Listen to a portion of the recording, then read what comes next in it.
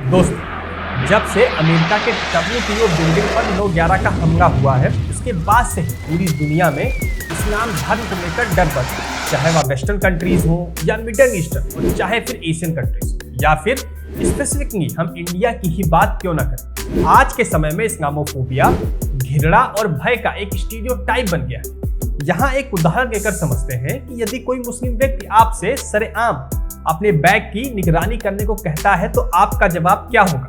क्या आप उस मुस्लिम व्यक्ति पर भरोसा करोगे? क्या आप उसके आसपास कंफर्टेबल भी महसूस करोगे? दुर्भाग्यवश आजकल इन प्रश्नों का उत्तर अधिकांश परिस्थितियों में ना ही है। अब ऐसा इसलिए भी है क्योंकि समाज में मुस्लिम व्यक्तियों का एक अस्थायी नेगेटिव इमेज बना दिया गया, जो मुसलमानों को सभी प्रकार की सामाजिक सेवाओं से पृथक दिखाता है। हालांकि सबूत कुछ और कहते हैं, इतिहास कुछ और कहता है और लोग कुछ और ही कहते हैं। दोस्तों, हम सभी का कोई ना कोई मुस्लिम दोस्त अवश्य ही रहा होगा, और अगर अपने अनुभवों से हम देखें तो पाएंगे कि इस्लाम शांति का धर्म, हालांकि इसे आतंकवाद और हिंसा का बढ़ावा देने वाले के रूप में देखा जाता है। एक कहावत है कि यदि कोई व्यक्ति किसी कार्य को करता है तो उस व्यक्ति के कार्य को उस पूरे वर्ग के कार्यों को नहीं समझना चाहिए, और यही विचार आज मुख्य धारा का समाज इस इस्लामोफोबिया की वजह से भूल गया। दोस्तों, इस वीडियो में हम इस्लामोफोबिया को बढ़ावा देने वाले विभिन्न कालखंडों में हुए घटनाक्रम के बारे में जानेंगे और उन कारणों के बारे में भी जानेंगे जो ऐसे फोबिया को बढ़ावा देते हैं, और इस्लामोफोबिया का निवारण कैसे हो सकता है इसके बारे में भी हम चर्चा करेंगे। तो चलिए इस वीडियो को शुरू करते हैं।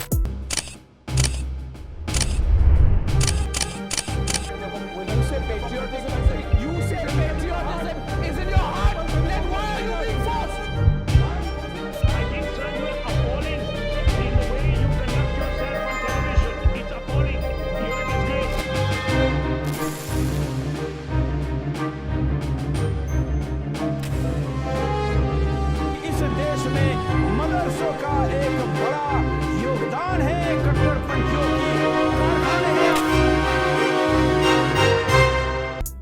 दोस्तों, यह बात 1947 के उस समय की है जब भारत का विभाजन हुआ था, और उस समय कई मुसलमान भारत को छोड़कर पाकिस्तान जा रहे थे। उसी समय महात्मा गांधी ने हरियाणा के घसेरा गांव में लोगों को संबोधित करते हुए मुसलमानों को भारत की रीढ़ की हड्डी कहा, और उन्होंने भारत से मुसलमानों को न जाने की अपील की थी। और इसी घटना के कुछ सप्ताह बाद ही महात्मा गांधी की गोली मारकर हत्या कर दी जाती है, और कुछ वर्षों बाद जवाहरलाल नेहरू ने पाकिस्तान से आए शरणार्थियों को मुख्यतः मुसलमानों को इसी गांव के आसपास लाकर बसा दिया था। यही घसेरा गांव आज कम्युनल वायलेंस की वजह से चर्चा का विषय बना हुआ, जिसे आप लोग नूह के नाम से जानते हैं।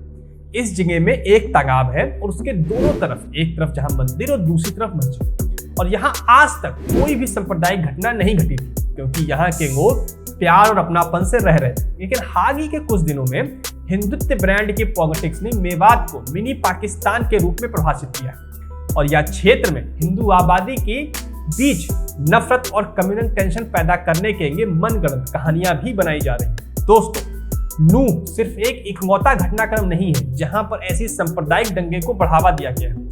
इतिहास में कुछ ऐसी घटनाएं और भी हैं जिससे इस्लाम के प्रति घृणा बढ़ी ही है। यदि हम 1992 के समय में जाएं, जिस समय बाबरी मस्जिद का डिमोलिशन हुआ था, उस समय 1.5 लाख हिंदू परिषद के कार्यकर्ताओं ने बाबरी मस्जिद का डिमोलिशन किया, जिसके चलते महीनों तक सांप्रदायिक दंगे देखने को मिले, और इन दंगों से 2000 से भी ज्यादा लोगों की जान भी गई। दोस्तों, इसके बाद कई साल बाद 21 सितंबर 2023 को मुजफ्फरनगर में सांप्रदायिक दंगे, जो कि उत्तर प्रदेश के इतिहास में सबसे बड़े सांप्रदायिक दंगे थे। इसकी शुरुआत 21 सितंबर को जब हुई, जब कवाग गांव के एक मुस्लिम लड़के ने हिंदू जाट समुदाय की एक लड़की के साथ कथित तौर पर छेड़छाड़ किया था। इसके विरोध में उस लड़की के भाई सचिन सिंह और गौरव सिंह ने उस लड़के को मार डाला था, और जब दोनों भाई वहां से भागने की कोशिश कर ही रहे थे तो मुस्लिम समुदाय की भीड़ उन्हें पीट पीट कर मार डालती है, और जिससे यह एक सांप्रदायिक दंगे का रूप ले लेता है। इसी घटनाक्रम के करीब 2 साल बाद दादरी हत्याकांड देखने को मिलता है, जहां एक मुस्लिम युवक को गो हत्या करने के शक के बिना पर मार दिया जाता है। यह सिलसिला यहीं पर खत्म नहीं होता है। ऐसे ही कुछ घटनाएं हमें 2019 में जामिया मिलिया अटैक में भी देखने को मिलती है, जहां पर 15 दिसंबर को दिल्ली पुलिस ने जामिया यूनिवर्सिटी के छात्रों को क्रूरतापूर्वक पीटा था, जो सिटीजनशिप अमेंडमेंट एक्ट के खिलाफ प्रदर्शन कर रहे थे। 13 दिसंबर को संसद की ओर जा रहे छात्रों का दिल्ली पुलिस कर्मियों के साथ झड़प हो जाती है। इसी के 2 दिन बाद स्टूडेंट कैंपस के बाहर पुलिस कर्मियों से भिड़ जाते हैं और इसके बाद पुलिस कर्मियों ने यूनिवर्सिटी के अंदर घुसकर लाठीचार्ज किया था, प्रॉपर्टी नष्ट भी की और टीयर गैस के गोले भी छोड़े और गोलियां भी चलाई। इसके 2 साल बाद जब हम जाएं तो 2021 में ज्ञानव्यापी मस्जिद का मुद्दा उठता है, जिसने फिर से उस सांप्रदायिक तनाव को बढ़ा दिया था।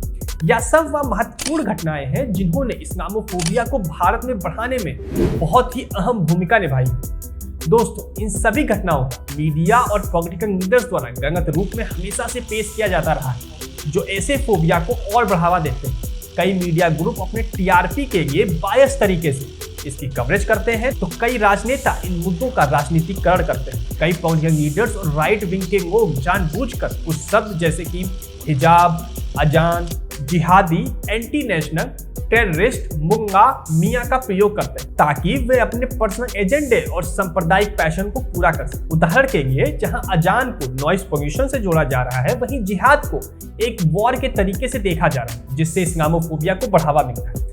जबकि वास्तव में इस्लाम में जिहाद का मतलब नैतिक विफलताओं के विरुद्ध आध्यात्मिक यानी कि स्पिरिचुअल एफर्ट है।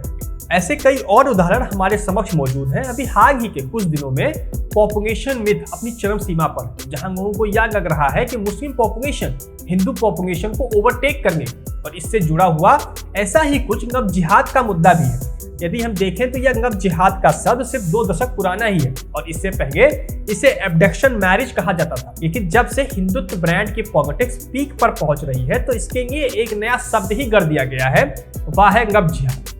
हालांकि कुछ सालों में कुछ ऐसे कानून भी लाए गए हैं जिन्होंने सांप्रदायिक तनाव और इनडायरेक्ट रूप से इस्लामोफोबिया को बढ़ाने में आग में घी वाला काम किया है। 2019 में सिटीजनशिप अमेंडमेंट एक्ट लाया गया, जो रिलीजन को भारतीय नागरिकता का बेस बनाता है। इसी के 2 साल बाद 2021 में कर्नाटका हाई कोर्ट ने क्लास में हिजाब पहनने पर बैन लगा दिया। और रिसेंटली यूनिफॉर्म सिविल कोड का मुद्दा फिर से उठने की वजह से मुस्लिम कम्युनिटी में एक डर की भावना भी उठ रही है। लेकिन यहाँ असली सवाल यह है कि दोनों धर्मों के बीच विश्वास कैसे कायम किया जाए ताकि इस्लामोफोबिया को दूर किया जा सके। यदि हम देखें तो हम पाते हैं कि हिंदू धर्म और इस्लाम धर्म दोनों के अंदर हमेशा से ही प्यार, अपनापन और एकजुटता की भावना हमेशा से रही है, जो इस्लामोफोबिया और हिंदुत्व को दूर कर सकता है। यदि हम देखें तो इस्लामोफोबिया सिर्फ भारत तक ही सीमित नहीं है और यह ना ही कोई नई घटना है, लेकिन 9/11 के हमले के बाद अमेरिका ने जो आतंक के खिलाफ युद्ध को छेड़ा है, उसी के बाद से यूरोप, अमेरिका, ऑस्ट्रेलिया और पूरे एशिया या यूं कहें संक्षेप में पूरी दुनिया में मुसलमानों पर हमले हो रहे हैं और सभी मुसलमानों को आतंकवादी के रूप में देखने की प्रवृत्ति ने इन्हें घृणा का निशाना बना दिया है। और अमेरिका के पॉलिटिकल साइंटिस्ट हैटिंगटन की the clash of civilisation book ने इस विचार को और भी लोकप्रिय बना दिया कि मुस्लिम और क्रिश्चियन एक साथ रह ही नहीं सकते हैं, जिससे वेस्टर्न कंट्रीज में इस्लामोफोबिया को बढ़ावा मिला। दोस्तों, इन सभी देशों में पॉलिटिकल लीडर्स मुख्यतः राइट विंग के लोग जो वोट बैंक के लिए ऐसे कंसेप्ट को बढ़ावा देते हैं। उदाहरण के लिए हम स्वीडन को देख सकते हैं, जहां हाल ही में बाकायदा पुलिस की परमिशन लेकर कुरान को जलाया जा रहा था। और ऐसा ही कुछ क्राइस्टचर्च न्यूजीलैंड में भी देखने को मिला, जहां मस्जिद पर अटैक किया गया। भारत की ही तरह इन सभी देशों में भी यह एक पॉलिटिकल एजेंडे की तरह है। दोस्तों, अब तक हम यह बात तो समझ चुके हैं कि इस्लामोफोबिया किसी देश के एकीकरण, शांति और विकास के लिए कितना खतरा है।